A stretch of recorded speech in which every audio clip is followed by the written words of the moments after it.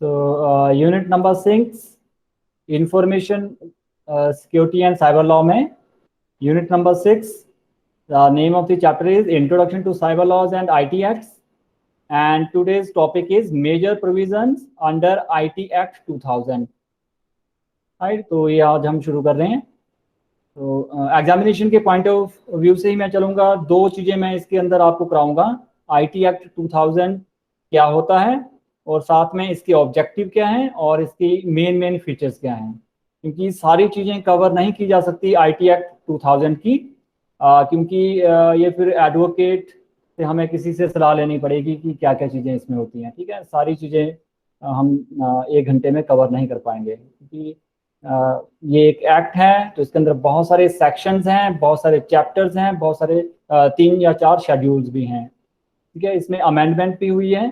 तो जितने भी कंप्यूटर या कंप्यूटर सिस्टम या फिर कंप्यूटर नेटवर्क को यूज करते हुए किसी भी तरह का अगर क्राइम कमिट होता है इंडिया के अंदर, तो उसमें सारे के सारे जो प्रोविजन रखे गए हैं, ऑफेंस क्या क्या है और उसके अंदर पेनल्टी क्या क्या है, और ये सारी डिटेल हम आज ये कवर करने वाले हैं।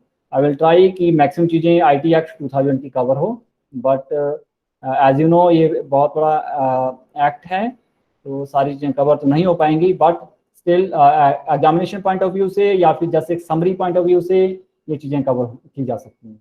ठीक है, so let us start. So Indian IT act 2000, पहली बात ये इंडियन एक्ट है, ये पाकिस्तान या किसी और कंट्री का नहीं है, वहां पे जाके ये वाले लॉज नहीं चलेंगे। ओके, दूसरी चीज आपने याद रखनी है, इसकी फुल फॉर्म क्या है। ठीक है, इसकी फुल फॉर्म है इंफॉर्मेशन टेक्नोलॉजी एक्ट 2000, या इसे हम शॉर्ट में बोलते हैं ITA 2000 और IT एक्ट 2000 या सिंपली IT एक्ट। ये क्या है? This is an act of Indian parliament, क्योंकि हम एक लोकतंत्र का हिस्सा है। ठीक है, भारत में लोकतंत्र प्रणाली जो है चल रही है, तो उसमें पार्लियामेंट का ये एक्ट है बेसिकली, नंबर 21 ऑफ 2000। ओके, ये नोटिफाई हुआ था 17 अक्टूबर 2000 को। ये सारी चीजें बच्चों आपके सिलेबस का पार्ट रहेंगी, तो जीके का पार्ट रहेंगी, ये आपको याद रखनी होगी। ये प्राइमरी लॉ है इंडिया में जो कि डील किससे कर रहा है? साइबर क्राइम से और इलेक्ट्रॉनिक कॉमर्स से। जो भी आप इंटरनेट की मीडियम से, इंटरनेट के माध्यम से जो भी आप चीजें खरीदते हो या कोई भी जो भी कॉमर्स चला हुआ, व्यापार चला हुआ है इंटरनेट के थ्रू, उसमें जितने भी क्राइम्स होते हैं उसके रिगार्डिंग यहाँ पे सारे प्रोविजन दे रखे हैं उन्होंने। ठीक है, और ये मैंने आपको पहले बता दिया है, the laws apply to the whole of India. ऐसा नहीं है कि सिर्फ हिमाचल प्रदेश में या उत्तर प्रदेश में, no, entire India, pan India, पूरा का पूरा इंडिया इसको जो है कवर करेगा। ओके, ये भी मैंने आपको बताया है कि अगर कोई क्राइम हो रहा है विद अ कंप्यूटर या फिर कंप्यूटर सिस्टम या फिर कंप्यूटर नेटवर्क, और वो इंडिया के अंदर है, वो कंप्यूटर या कंप्यूटर नेटवर्क या फिर वो पर्सन जिसने ये कमिट किया हुआ है, चाहे वो पर्सन किसी और देश का क्यों ना हो, नेशनलिटी का क्यों ना हो, तब भी उसको जो है that can also be indicted under the law, उसको लॉ के अंदर लाया जा सकता है। और ये सबसे इंपॉर्टेंट लाइन है जो अभी यहाँ पे मैं हाईलाइट करके आपको दिखाने की कोशिश कर रहा हूँ। इस एक्ट के अंदर 94 सेक्शन थे ओरिजिनली। 94 सेक्शंस, धारा होते हैं ना, जैसे IPC की धारा दिस वन के अधीन आपको कारागार में बंदी बनाया जाएगा। ठीक है, सॉर्ट ऑफ दैट सुनी होगी यह भाषा आपने, कानूनी। ठीक है, तो 94 सेक्शन है बच्चों इसमें। उन 94 सेक्शन को 13 चैप्टर में डिवाइड किया गया है और उसके अंदर 4 शेड्यूल्स भी हैं। ठीक है, शेड्यूल, सेक्शन, चैप्टर इस तरह से होते हैं ये कानूनों में। ठीक है, और अमेंडमेंट मीन्स वी चेंज भी हुए हैं, अमेंड करते हैं ना हम। कोई लॉ है, मान लीजिए उसमें कुछ कमी रह जाती है, बाद में जब इस तरह के केसेस आते हैं, जब कोर्ट तक वो पहुंचते हैं, सुप्रीम कोर्ट तक पहुंचते हैं, तब अमेंडमेंट होती है, उन कानूनों में थोड़ा सा चेंज होता है। ठीक है, दैट इज कॉल्ड अमेंडमेंट। तो सबसे बड़ी जो अमेंडमेंट मानी गई है वो 2008 में हुई है, जिसमें कि सेक्शन 66A 69 ये दोनों इंट्रोड्यूस किए गए थे। 66A क्या कहता है? Offensive message. आपने व्हाट्सएप पे किसी को गाली गलौज कर दी, आपने मेल कर दिया किसी को, गाली गलौज कर दिया, वहां पे ऑफेंसिव मैसेज आपने कुछ भेजा, तो आपको आईटी एक्ट 2000 के 66 ए धारा के तहत जो है सजा का वहां पे प्रावधान रखा हुआ है। ठीक है, I hope you like my Hindi.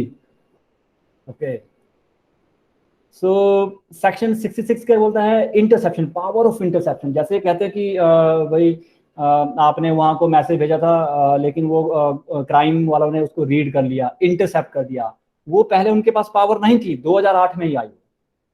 2008 में पावर ऑफ इंटरसेप्शन दी गई कुछ एक ऑफिसर्स को या अथॉरिटीज को। ठीक है, कि जो भी मैसेज जा रहे हैं इंटरनेट के थ्रू, उनको वो इंटरसेप्ट कर सकें या मॉनिटर कर सकें या डिक्रिप्ट कर सकें।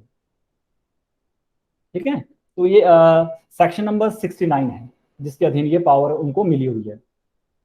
और भी इसमें चीजें प्रोविजन रखे गए हैं इस अमेंडमेंट में, 2008 में जो आया हुआ था। ओरिजिनली तो देखिए 2000 में आया था ये, ठीक है, लेकिन 2008 में ये इसमें एक मेजर अमेंडमेंट की गई थी जिसके अंदर 2 सेक्शन डाले गए, 66A एंड 69। और भी इसमें प्रोविजन रखे गए जैसे pornography, child porn, cyber terrorism and voyeurism, ये सारी चीजें इसमें डाली गई क्योंकि इसी से ही काफी ज्यादा क्राइम वहां पे बढ़ रहा था 2008 के आसपास, क्योंकि इंटरनेट काफी पॉपुलर हो जा रहा था। आज की डेट में तो बच्चे बच्चे के पास मोबाइल है, इंटरनेट से कनेक्टेड है। अब तो और भी इसमें अमेंडमेंट हो रखी है। ठीक है, तो ये तो है जस्ट इंट्रोडक्शन बच्चों, ये आपने याद रखना। ये आपको ना ये जो स्लाइड यहाँ पे जो भी मटेरियल लिखा हुआ है, जब भी कोई क्वेश्चन आए, मैं बिल्कुल आपको फ्रैंकली ये बात आपको बताना चाहता हूं, जब भी कोई क्वेश्चन आए Indian IT act 2000, in 4 words में से कोई भी वर्ड अगर आ गया तो आपने इन चीजों को आपने कहीं ना कहीं मेंशन करना है बच्चों। ये कुछ एक्स्ट्रा मटेरियल है जो आपको हेल्प करेगा आपकी शीट्स को भरने के लिए। कई बार कहते हैं ना शीटें भर दो, ये वो चीजें हैं शीटें भरने की। वहां गाने नहीं लिखने होते हैं, अपनी कहानी नहीं लिखनी होती है कि मेरे से ये फ्रॉड हो गया सर, मैंने ऐसा किया। कई कहानियां लिखते हैं ना पेपर में, वैसा नहीं करना है। ये वो टेक्निकल लाइंस हैं जो आपको लिखनी है वहां पे बच्चों। तो ये फिलर है। मेन टॉपिक आपका यहां से शुरू हो रहा है। This one, what are the objectives of Indian IT act 2000। इसके ऑब्जेक्टिव क्या क्या है? तो 6 ऑब्जेक्टिव मैंने छांट के लिखे हैं। I think this is more than sufficient अगर आप इनको लर्न कर लेते हो। ये 5 नंबर का एक्सपेक्टेड है क्वेश्चन, 5 नंबर के ऑब्जेक्टिव, 5 नंबर की फीचर्स। अगर आपको ऑब्जेक्टिव याद हो गए, फीचर यहीं से निकलेंगे, आप देखोगे। तो इनको आप ध्यान से समझिए। ओके, फर्स्ट जो ऑब्जेक्टिव है इंडियन आईटी एक्ट 2000 का, वो क्या है? Granting legal recognition to all electronic transaction in place of the earlier paper based communication. देखिए, इससे पहले 2000 से पहले क्या होता था? पेपर बेस्ड कम्युनिकेशन होती थी। ये लोग कागज लो साइन करो, वो कागज जो है संभाल के रखते थे कि ये देखो तेने साइन किए हुए हैं, अब ये सारी प्रॉपर्टी मेरी हो गई, समथिंग लाइक दैट। कुछ भी, किसी भी तरह की ट्रांजैक्शन जब होती थी तो पेपर बेस्ड कम्युनिकेशन ही वहां पे चलती थी। बट जैसे जैसे इंटरनेट का जो है यूज बढ़ता गया इंडिया में, तो 2000 में जो ये जो एक्ट आया हुआ है, इसमें सबसे पहले उस चीज को रिकॉग्नाइज करना शुरू कर दिया। किसे? कि ये जो इंटरनेट के थ्रू जो इलेक्ट्रॉनिक ट्रांजैक्शन हो रही है उसको, दैट इज लीगल, ये वैध है। लीगल मीन्स अलाउड है, वैध है ये। ठीक है, तो ये वाली जो इलेक्ट्रॉनिक ट्रांजैक्शन है उसको लीगल बनाया गया कानूनी तौर पे। इसको आप एज ए प्रूफ भी वहां पे शो कर सकते हो। ये देखो मेरे व्हाट्सएप पे चैट है सारे, उसने मुझे भेजा हुआ है, लीगल है ये सारी। तो ये 2000 में ही हो पाया बच्चों।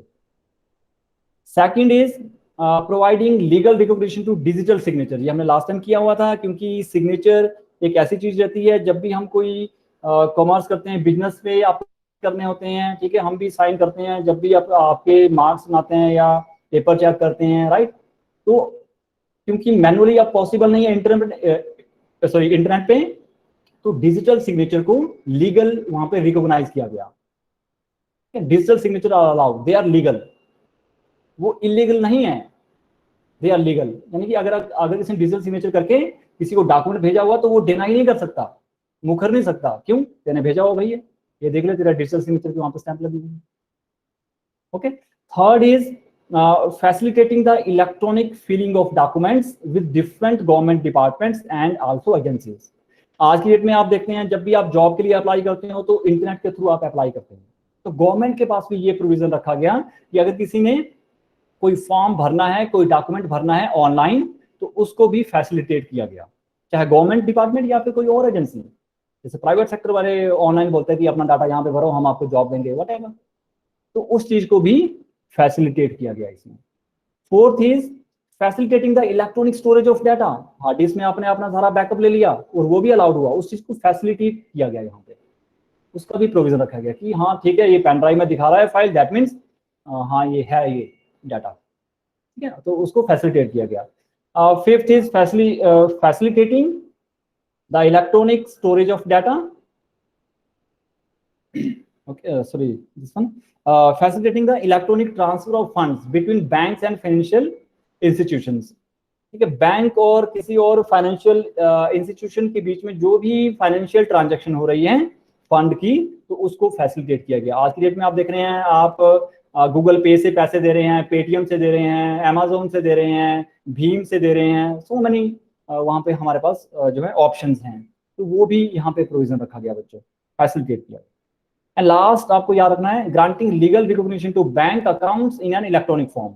अब बैंक वाले क्या हैं, वो पासबुक नहीं देते हैं आपको। अगर आप बैंक में जाओगे, जैसे HDFC, ये प्राइवेट बैंक्स हैं, ठीक है, तो इनमें अगर आप जाओगे तो आपको इलेक्ट्रॉनिक जो आपका अकाउंट बनेगा उसकी कॉपी नहीं मिलेगी, वो ऑनलाइन ही है सारा। तो इलेक्ट्रॉनिक फॉर्म में बैंक अकाउंट को रखने का प्रोविजन किया गया। तो ये 6 हैं major objectives of Indian IT act 2000, ठीक है। आफ्टर दीज 6 ऑब्जेक्टिव हम करेंगे what are the major features. Major feature means salient features, जो खास जो फीचर्स है, सेलिएंट फीचर्स, वो क्या क्या है IT एक्ट में, वही हैं जो आपने पीछे लिखी हुई है, वही यहाँ पे आएंगी डायरेक्टली इनडायरेक्टली, फिर भी मैंने थोड़ा हट के लिखा हुआ है। देखिए, फर्स्ट क्या है, digital signature has been replaced with electronic signature, ठीक है। इससे पहले इलेक्ट्रॉनिक सिग्नेचर होते थे, तो उनको डिजिटल सिग्नेचर से रिप्लेस करने की इसमें फीचर है, ठीक है। Second is it elaborates on offences, penalties and breaches. Computer या कंप्यूटर नेटवर्क को यूज करते हुए जितने भी क्राइम हो रहे हैं, ऑफेंसेस हैं, उसको ये एक्सप्लेन करता है, उनके अंदर क्या क्या पेनल्टी है, कितना आपको सजा भुगतनी होगी सॉर्ट ऑफ, या कितना आपको वहाँ पे पेनल्टी पड़ेगी, आपको पैसे देने होंगे, होता है ना कई बार, इतने पैसे देके आप जो है जमानत पे रिहा हो जाते हैं, सॉर्ट ऑफ दैट, वो सारी पेनल्टी यहाँ पे इलैबोरेट की गई है। Third is breaches, breaches mean उल्लंघन करना किसी कानून का, ठीक है, तो उसको भी यहाँ पे एक्सप्लेन किया गया। अगर आप इन कानूनों को ओबे नहीं कर रहे हैं रूल्स को, तो उसकी क्या उसका वहाँ पे पेनल्टी है या ब्रीचेस है। And third is it outlines a justice dispensation system for cyber crimes। आप जिस तरह से जो दूसरे क्राइम होते हैं जो साइबर क्राइम नहीं है, जैसे किसी ने किसी को चाकू मार दिया या कुछ भी, राइट, तो उसमें कुछ ना कुछ वहाँ पे कानून में रखा हुआ प्रोविजन, तो जस्टिस डिस्पेंशन सिस्टम इसके लिए भी वहाँ पे रखा गया, साइबर क्राइम के लिए। जितने भी साइबर से रिलेटेड क्राइम हो रहे हैं उसके लिए भी जस्टिस डिस्पेंशन सिस्टम रखा गया, न्याय प्रणाली का वहां पे प्रावधान रखा गया, किया गया सर।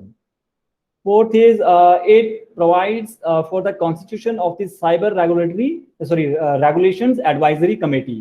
तो वहां पे एक इस चीज का भी प्रावधान रखा गया कि एक कमेटी सी बनाएगी जिसका नाम है cyber CRAC, cyber regulations advisory committee, ठीक है, जिसका अपना रोल रहते हैं इस तरह के साइबर काम से रिलेटेड। उनको आपको जानने की जरूरत नहीं है, जस्ट याद रखिए कि इस तरह की भी कोई कमेटी है। And fifth is it is based on the Indian penal code, IPC की धारा IPC 1860, the Indian evidence act 1872, the bankers books evidence act 1891, the reserve bank of India act 1934 etcetera. तो ये वो एक्ट हैं जिनके ऊपर IT act 2000 based है, ठीक है। एकदम से नया नहीं निकला, कहीं से उसने मतलब वो भी लिया है कुछ। इन ये जो IPC 1860 है या एविडेंस एक्ट 1872 है या बैंकर्स बुक एविडेंस एक्ट है, ये बेसिकली एडवोकेट्स इन चीजों को अच्छे से समझते हैं, ये उनका बेस रहता है बेसिकली फंडामेंटल। ये इन चारों के ऊपर ये IT एक्ट 2000 बेस्ड है। Last is the provisions of the act shall have overriding effect। तो जो भी ये जो IT एक्ट 2000 है, इसमें जितने भी प्रोविजन हैं उनका जो ओवरराइडिंग इफेक्ट होगा। ठीक है, बस ये इसके 6 मेन मेजर फीचर्स हैं जो आपको तैयार करने हैं। तो आज के लिए इतना ही करिए। तो लेकिन ये टॉपिक ऐसा है कि आप इसको 100% तैयार करके चलिए, क्योंकि और इस चैप्टर में कुछ नहीं है, ये आएगा ही आएगा। शॉर्ट नोट आएगा, अगर बड़ा क्वेश्चन आ रहा है तो ऑब्जेक्टिव और फीचर दोनों इकट्ठे आएंगे बच्चे। ठीक है, ये मान के चलिए ये टॉपिक आया ही है, और ये 10 मार्क्स का इस चैप्टर से आएगा, जैसा यहाँ पे मेंशन है 10 मार्क्स। ठीक है, सो इतना ही करिए, इसमें ज़्यादा डिटेल में मत जाइए। उसके बाद डिप्लोमा के बाद पढ़ते रहना।